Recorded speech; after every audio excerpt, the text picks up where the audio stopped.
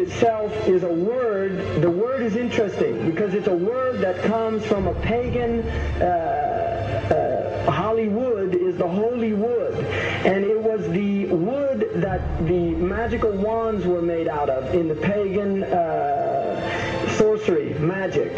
And these wands were believed that the sorcerers that possessed them could put people into trances and control them. This is part of, this is symbolic, but it's also important to understand that part of what Hollywood literally does is it puts people into trances. It's a dream state. They call it the dream machine in the United States.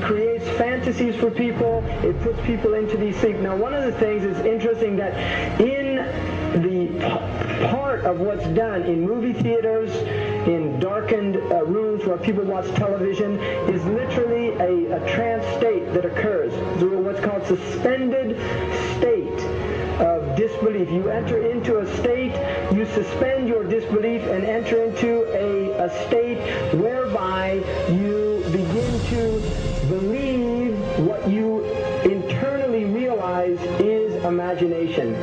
It's falsehood. Films are magic. It's just magic. You go and you watch these things and people get caught up in them. People cry during films, all this catharsis that takes place in these things. Many of the films, and this is an important element in the control mechanism, is literally allow people to go and have certain type of catharsis as a purging experience, which Aristotle talks about the necessary element. One of the necessary elements of tragedy is to create this cathartic experience. And this is why a lot of the films, especially also news and things like this is why news is very important in this culture. Everybody watches the news.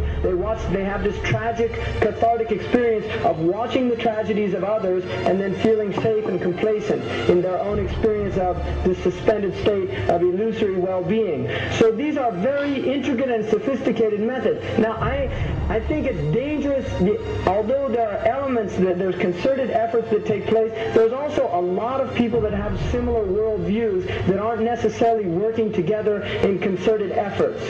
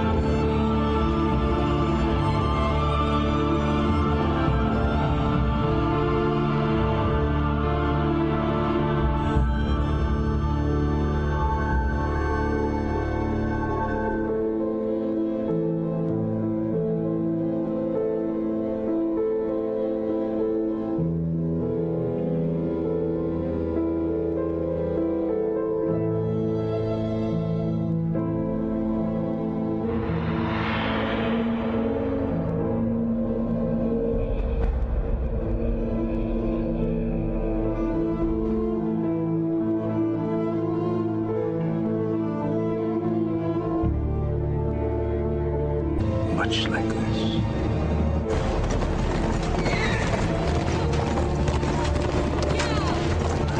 Charles Carroll was the last surviving signer of the Declaration of Independence. He was also a member of a secret society known as the Masons, and he knew he was dying. He woke up his stable boy in the middle of the night and ordered him to take him to the White House to see Andrew Jackson, because it was urgent that he speak to the president. Did he talk to him?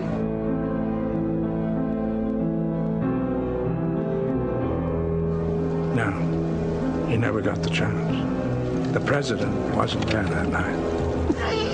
But Charles Carroll had a secret.